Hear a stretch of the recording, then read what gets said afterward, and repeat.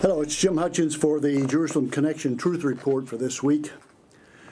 We're continuing in our flyover, and that's exactly what it is, of Romans 9 through 11. We're not camping long in any of the passages, but we come to a critical passage now, at this time, and that's Romans chapter 11. The 10th chapter ends with a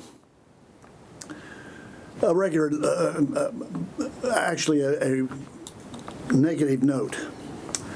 All day long, but concerning Israel, God says, all day long I have held out my hands to a disobedient and obstinate people.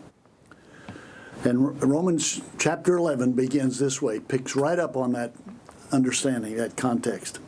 I ask then, says the Apostle Paul, did God reject his people? By no means. That's a double negative in the original. I am an Israelite myself, a descendant of Abraham from the tribe of Benjamin. God did not reject his people whom he foreknew. And the Palestinians haven't taken their place. And the Palestinians haven't earned a right to the land. That's the implication of this. He's not rejected his people whom he foreknew. Don't you know what the scripture says in the passage about Elijah? How he appealed to God against Israel? Lord, Elijah said, they've killed your prophets and torn down your altars. I'm the only one left, and they're trying to kill me. And what was God's answer to him?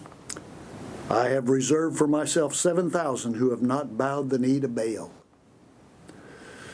So too, at this present time, there is a remnant, not all of the Jews, but a remnant of the Jews, chosen by grace. And if by grace, then it is no longer by works. If it were, grace would no longer be grace. There is a remnant today. I don't know what that is. I've heard figures of in excess of 20,000 believers in Israel. I would guess that's probably conservative. And it's certainly conservative with regard to Jews worldwide. There are many Jewish believers. There will be a remnant. That's exactly what God says. And it's a remnant by grace. All the Jews are not going to be saved.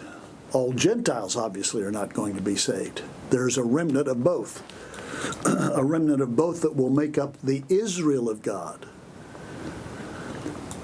We've talked about that before. We'll come back to that again. I don't want to read Isaiah's observations on this idea of a remnant. He says in Isaiah chapter 10, in that day, Yahweh says, the remnant of Israel, the survivors of the house of Jacob, will no longer rely on him who struck them down. Israel has had a problem forever in trusting in kings that turn against them. Israel is experiencing that today, without question. You'll no longer rely on them who struck them down, but you will rely on Yahweh, the Holy One of Israel.